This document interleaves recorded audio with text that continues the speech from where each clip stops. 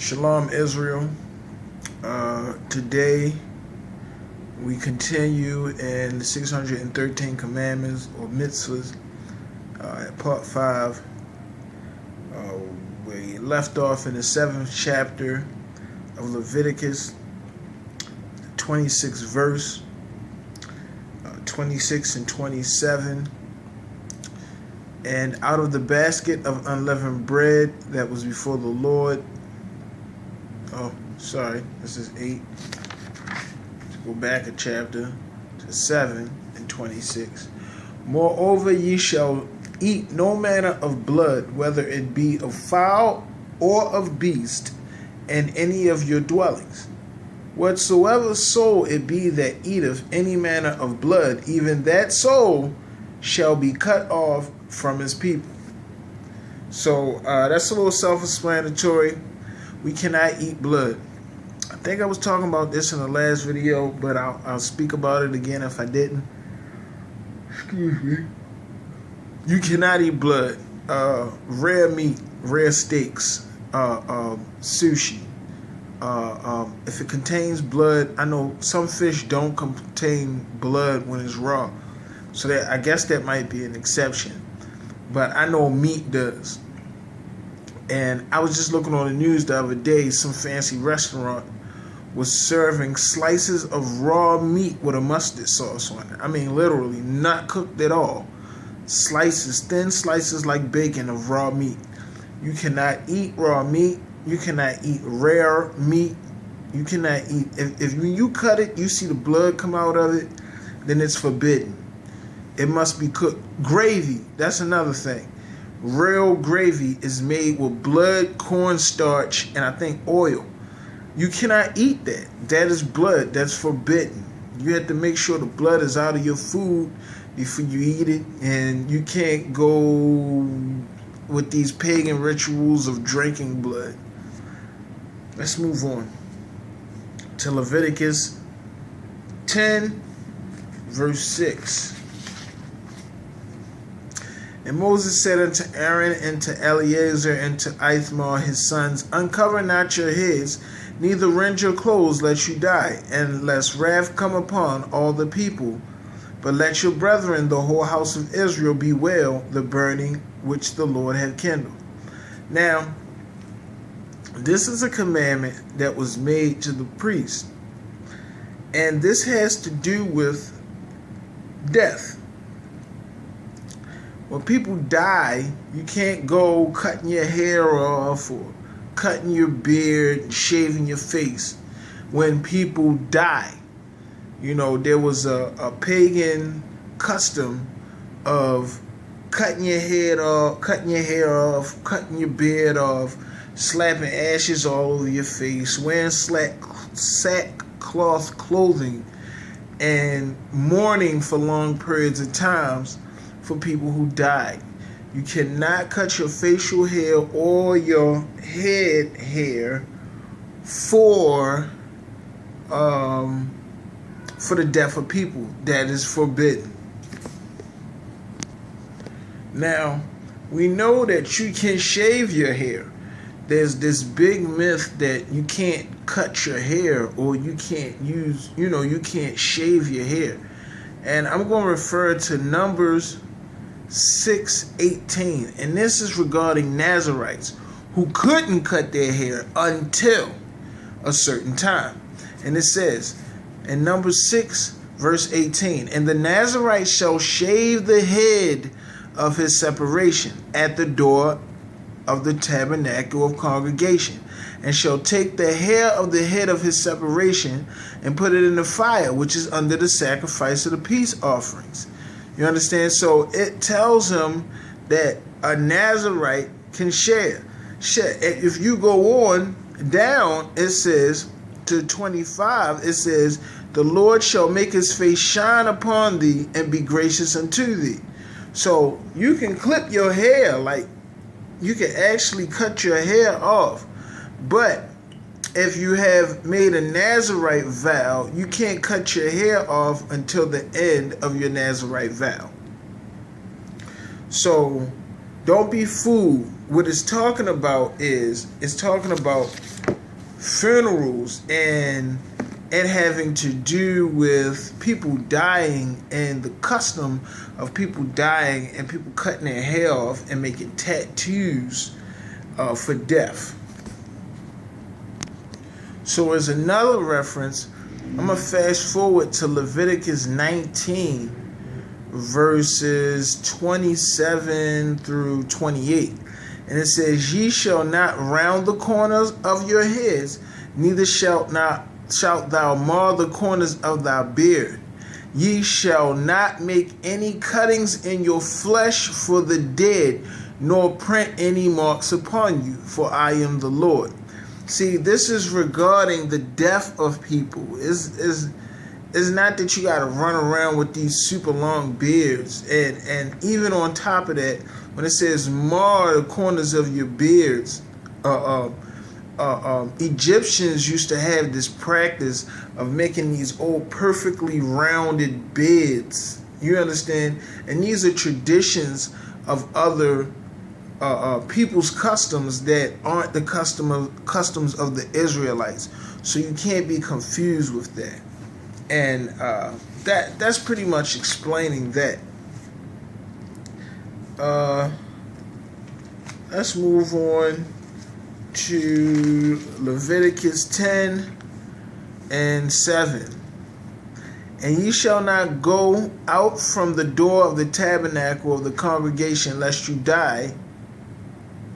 For the anointing oil of the Lord is upon you, and they did according to the word of Moses." So priests shall not leave the temple during service. That's pretty much what that's telling them. In chapter 10, the verses from 1, I would say, to about 6 or 7, they was talking about Nadab and Abihu, which were Aaron's sons. And in the previous chapter, in chapter 9, Moses and Aaron made offerings to the Lord, and the Lord's fire, or the Most High's fire, came and consumed it, and everybody was in awe. And I mean, they praised and bowed. But Nadab and Abihu, the sons of Aaron, they saw that and was looking for their own blessing and glorification, and started burning strange incense to God. And that's why you can't burn incense neither. And when they burnt these strange incense, the fire of the Most High came down and consumed everything. The offerings and Nadab and Abihu, it consumed them too. So in verse 6, where I was just explaining, Moses was talking to Aaron, telling him, "Look, man, don't go uncovering your head, ripping your clothes off, putting sackcloth on and ashes and stuff over Nadab and Abihu's death, because they was wrong." We can't condone bad behavior.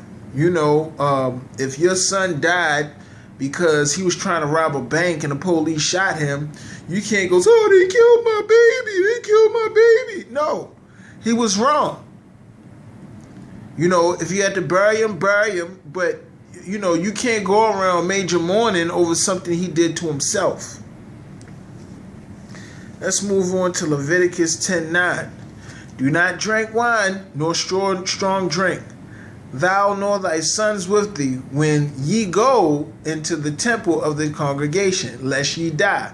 It shall be a statute forever throughout your generations." So priests shall not drink wine or strong drink when going to the service or into the tent of meeting or tabernacle. So while holding service, they can't be drunk.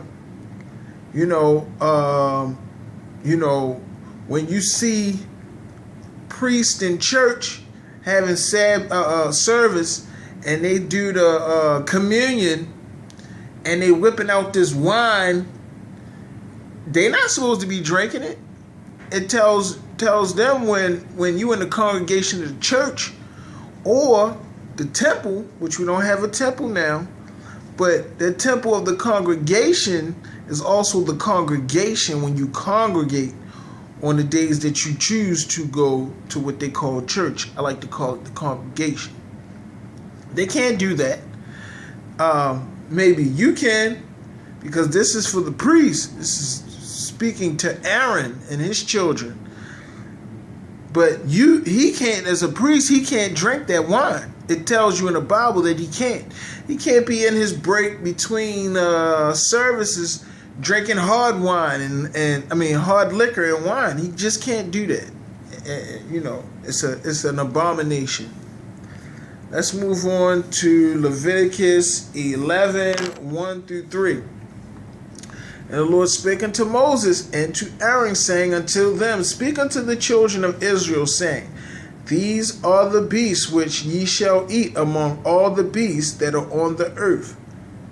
Whatsoever parteth the hoof and is cloven footed and cheweth the cud among the beasts that ye shall eat. And now we're getting into what's called the kashrut, or the dietary laws. And here, this is specifically explaining that you can only eat animals with a cloven foot and that chew the cud. See, both things must apply. It can't be one or the other. And it will soon give you a couple examples in verses 4, 5, 6, and 7. And 8. So let's go over that. In verse 4 it says, of chapter 11, it says, Nevertheless, these shall ye not eat of them that chew the cud, or of them that divide of the hoof, as a camel, because he cheweth the cud, but divideth not the hoof. He is unclean to you. And the coney, because he cheweth the cud, but divideth not the hoof. He is unclean to you. And the hare, or the rabbit, he cheweth the cud, but divided not the hoof. He is unclean to you. And the swine, we got this big old pork problem out here. Though he divide the hoof and be cloven footed, yet he cheweth not the cud. He is unclean to you. Of their flesh shall ye not eat, and their carcass shall ye not touch. They are unclean to you. Now when it says their carcass you shall not touch, what it is saying is that you can't touch it to eat it. There are many other uses for these things that can be used. For example, I think it was John the Baptist, who was out in the wilderness, that wore camel's hair. Now, would he be wearing camel's hair if you can't touch the carcass? And I think when they was creating the temple, it told them to, I forget what it was. I think it was gopher or something like that. Something we're not supposed to eat. They was using the fur of this animal as a part of building the temple. I'm going to get back to that, and I'll bring that information back to you. I'll put it in the comment. But it was something we wasn't supposed to eat, but yet God told them to handle it, and in order to build the parts of the temple that they needed to build. So it's not that you can't touch it. You can't touch it to eat it. You understand? Let's move on. I just did Leviticus 11:4-8. Let's go Leviticus 9-12. These shall ye eat of all that are in the waters, whatsoever have fins and scales in the waters, in the seas, in the rivers, them shall ye eat. And all that have not fins nor scales in the seas, in the rivers, of all that move in the waters, and of any living thing which is in the waters, they shall be an abomination to you. They shall be even an abomination unto you. Ye shall not eat of their flesh, but you shall have their carcasses in an abomination. Whatsoever have no fins nor scales in the waters, that shall be an abomination to you. Now he repeated that about 3-4 times within 3 verses. So there are For the things that you can eat, 4 rules. For land animals, they must be cloven-footed and chew the cud. And for water animals, they must have fins and scales. So, regarding water animals, let's talk about a couple that are an abomination. 1, catfish. That's an abomination. It has skin, doesn't have scales. Squid doesn't have fins or scales. Let's think of a couple other ones. Octopus, clams, oysters, whale, shark.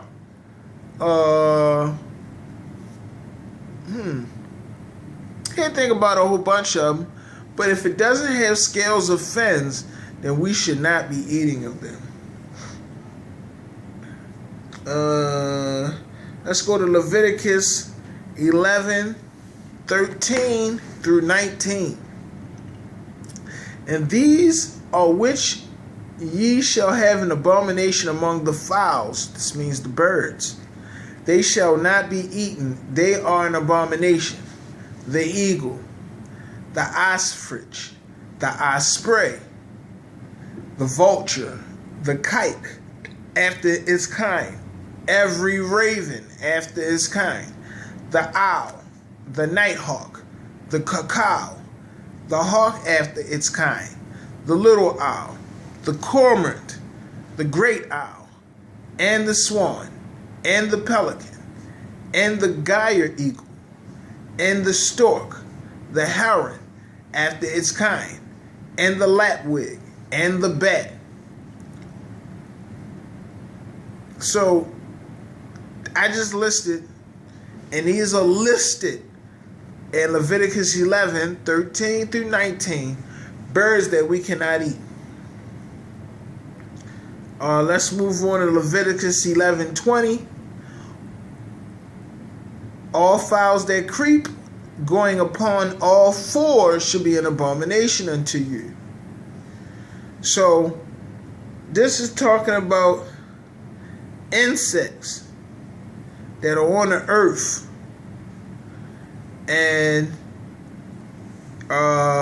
so insects with jointed legs that leap on the earth, you can't, you can eat these things, but you can't, that have 4 or more feet and that crawl upon the earth, you can't eat these things. You can't.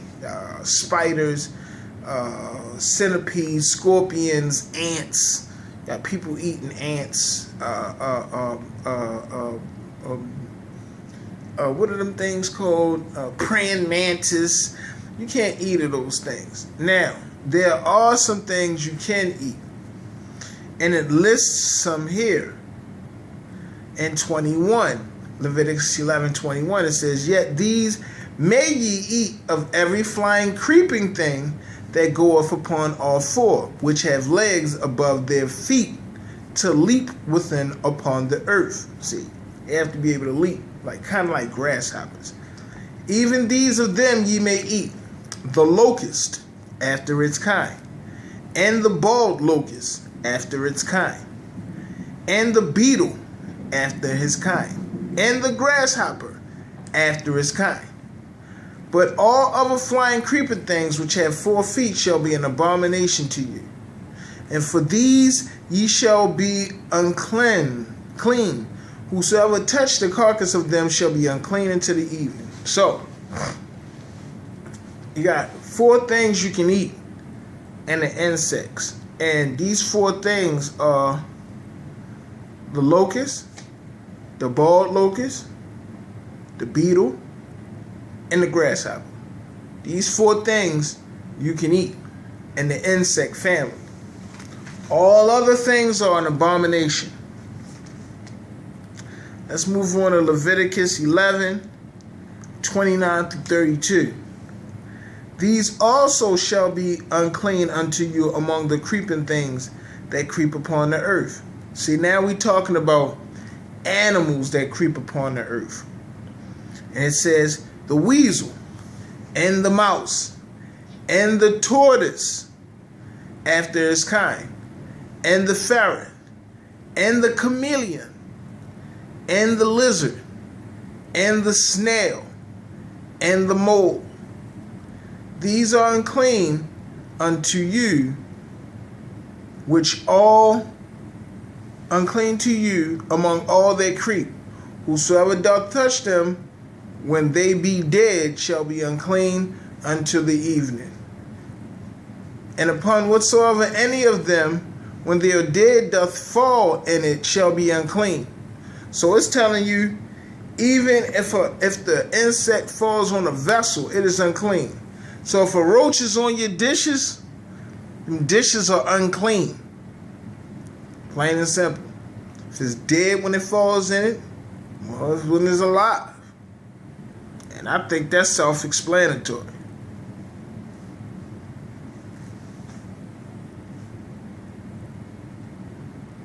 So, and that was the next commandment, which is Leviticus 11:32-35.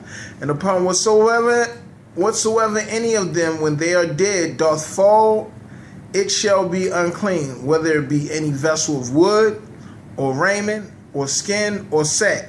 Whatsoever vessel it be, wherein any work is done, it must be put into water, and it shall be unclean until even. So it shall be cleansed. And every earthen vessel, whereunto any of them falleth, whether it is in it shall be unclean, and ye shall break it. Of all meat which may be eaten, that on which such water cometh, shall be unclean, and all drink that may be drinking, every such vessel shall be unclean. So in everything whereupon any part of their carcass falleth shall be unclean, whether it be oven or ranges for pots. They shall be broken down, for they are unclean, and shall be unclean unto you. So, it's a bug on your food is unclean. If it's a bug in the water you use to make the soup for your food, that food is unclean. If the bug is on your stove, the stove is unclean. If the bug is in your pot, you go to get your pot from out the cabinet, there's a roach in it, it's unclean. It needs to be cleaned in water, or if it's an earthen vessel, like some people got wooden salad bowls or clay bowls, it needs to be broken. It can't even be clean. It has to be broken. I don't care if your child made it, your father made it, it was specially made in Italy and delivered. It has to be broken if it's an earthen vessel. And the bug that was unclean or abominable was crawling in it. Plain and simple. If it's in your food, it lands on your great steak. You in a restaurant, you sit there eating a good steak, nice little neck, or fly came, lands on it. You got to set it to the side. It is now unclean. You can't try to swat it away and finish up that meat at a cookout when it lands on your burger. And that happens all the time.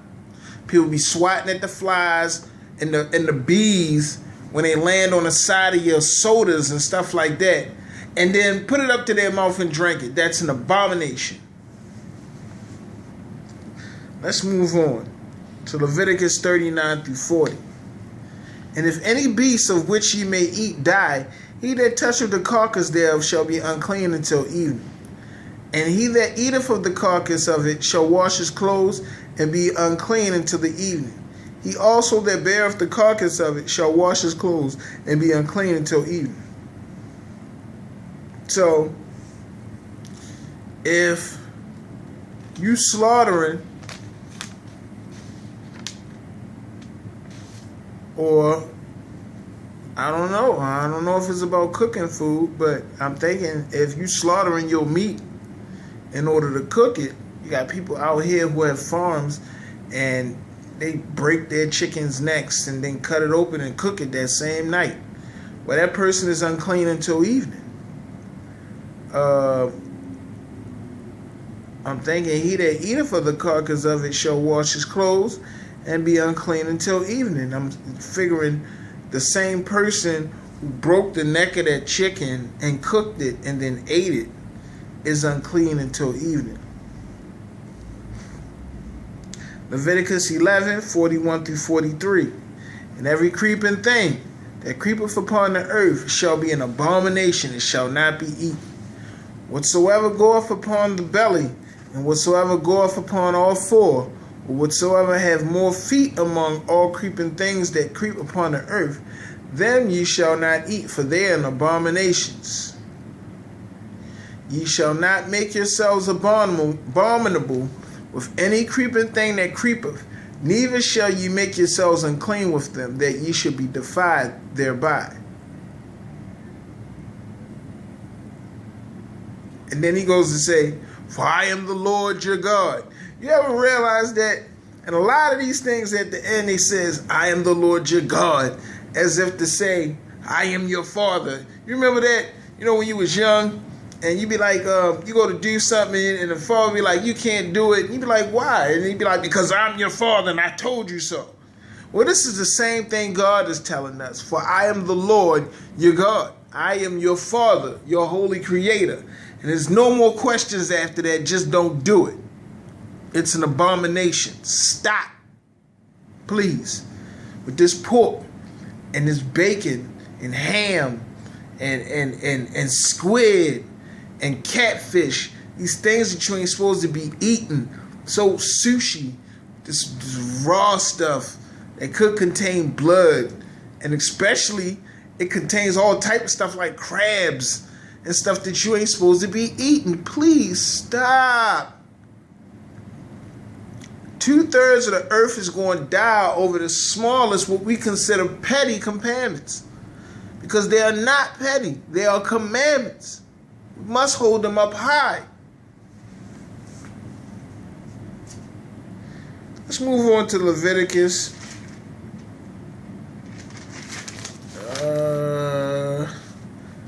12:1-4.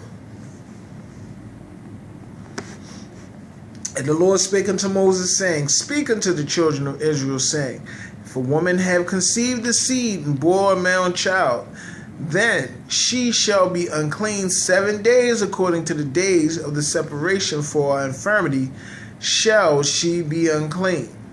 And in the 8th day the flesh of the foreskin shall be circumcised. And she shall continue in the blood of her purifying 33 days. She shall touch no hollow thing, nor come into the sanctuary until the days of her purifying be fulfilled.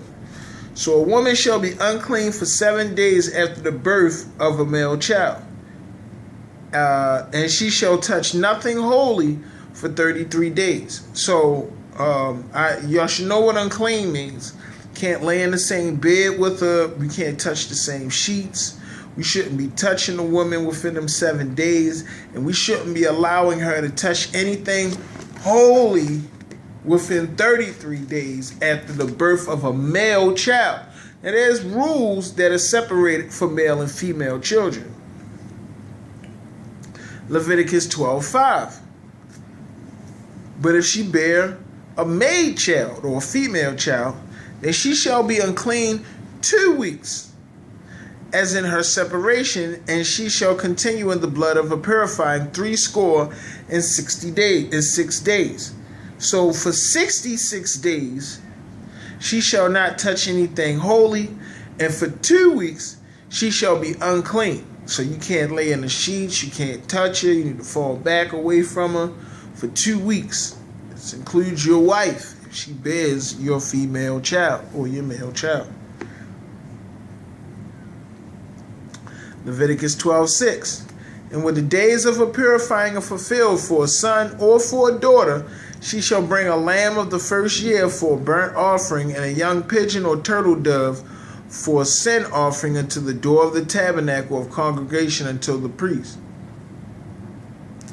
who shall offer it before the Lord and make atonement for her, and she shall be cleansed from the issue of her blood.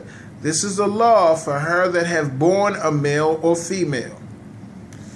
So, after her purifying time, whether it be for a male 33 days or for a male or female 66 days, she is to make an offering. Now, this doesn't apply at this day and time because we're in dispersion. There's no temple, and we're not in Jerusalem, which is part of the first. We're in dispersion. So these things might not necessarily apply right now, but they could be practiced. Not touching anything holy like this book, I agree with. They can't touch this book for 33 days, 66 days after the birth for a male or female child. They just can't do it because it says they must not touch anything holy or come into the tent of the congregation. So they can't come in the temple or touch anything holy. Let's move on to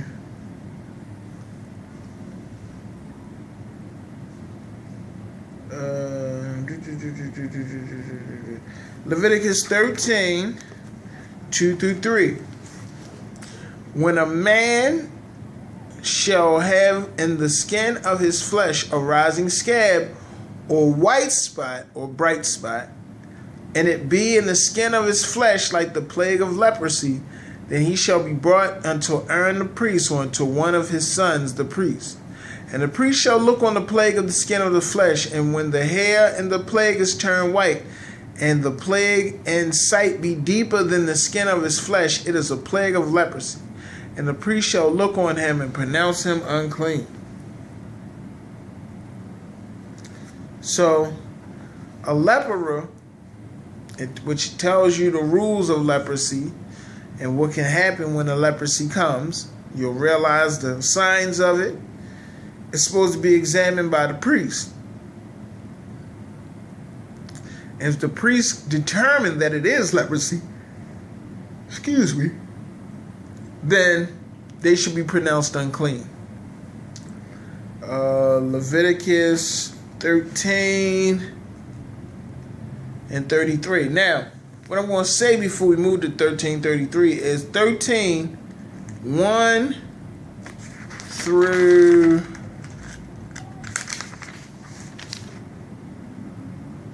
pretty much 1 through 32 is telling you about all the types of leprosy and how the leprosy should be treated. This is pretty much a medical journal of how to treat leprosy.